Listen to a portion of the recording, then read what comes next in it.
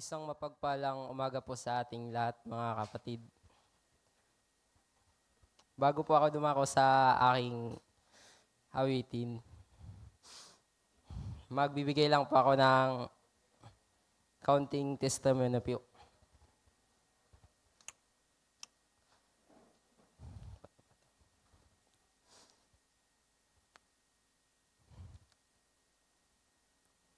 Ang mababagi ko po, mga kapatid, na aking testimony po ay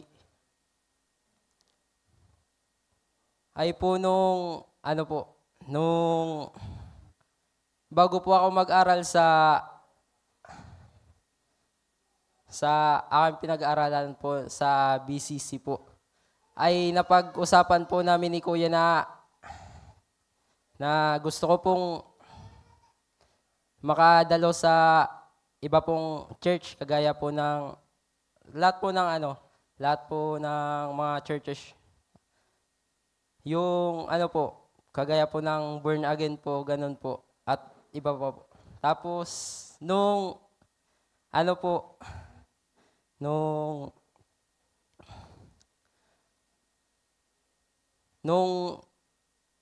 ilang araw lang po nung nagsisimula na po yung pag-aaral namin,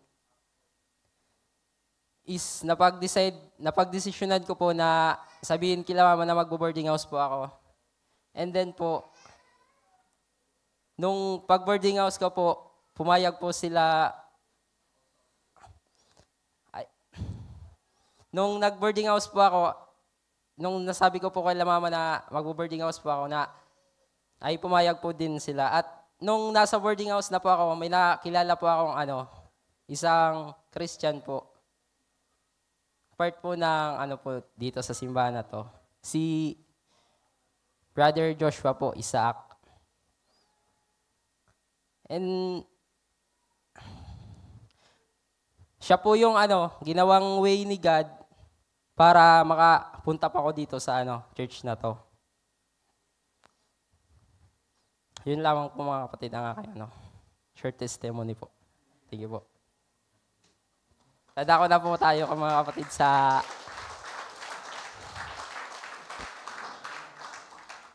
awitin. Aking awitin po. Ang awitin ko po ay Banal Mong Tahanan po.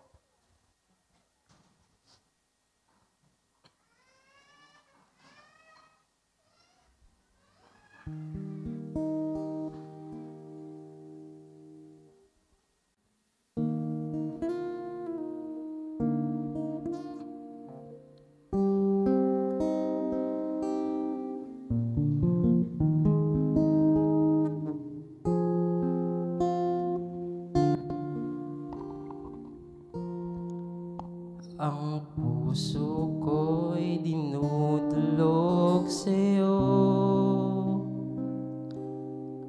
nagpapakumbaba, nagsusumamo, pakindapatin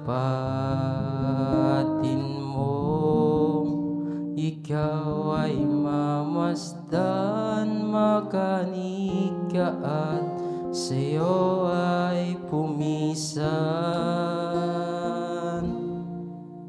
Ang puso ko'y dinudulog sa'yo,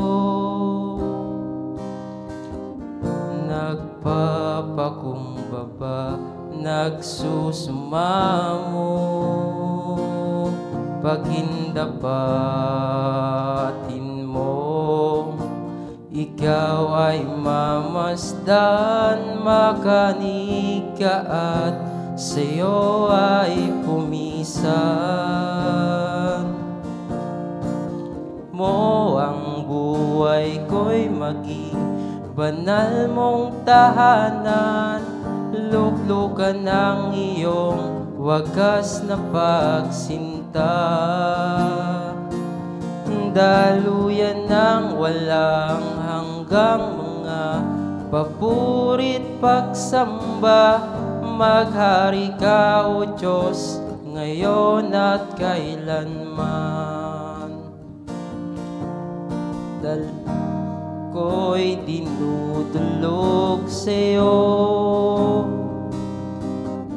nagpapakumbaba, nagsusumamo, pakindapatin mo.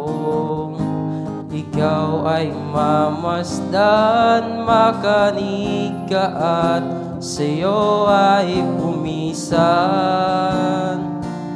Loobin mo ang buhay ko'y maging banal mong tahanan, luklukan ng iyong wagas na pagsinta.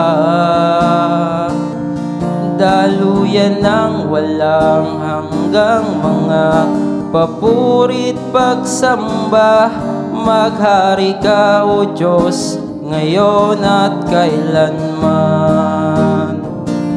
Loobin mo ang buhay ko'y maging banal mong tahanan, luklukan ng iyong wagas na pagsinta. Daluyan ng walang hanggang mga papurit pagsamba, maghari ka o Diyos ngayon at kailanman. Maghari ka o Diyos ngayon at kailanman.